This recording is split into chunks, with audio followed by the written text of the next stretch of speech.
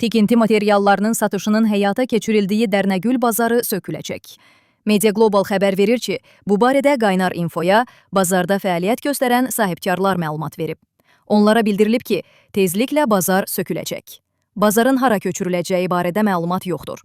Qeyd edək ki, bir neçə gün öncə Baş nazir Əli Əsədov Bakı şəhərinin sosial-iqtisadi inkişafı istiqamətində strateji, əhəmiyyətli şəhərsalma təşəbbüslərinin dəstəklənməsi üzrə işçi qrupun yaradılması barədə sərəncam imzalayıb.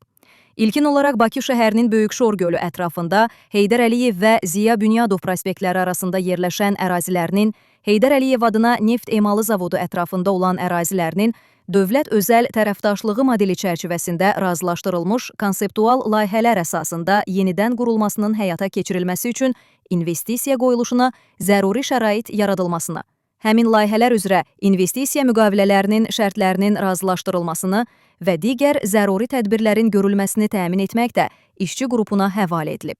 Dərnəgül bazarının da məhz bu proses çərçivəsində söküləcəyi deyilir.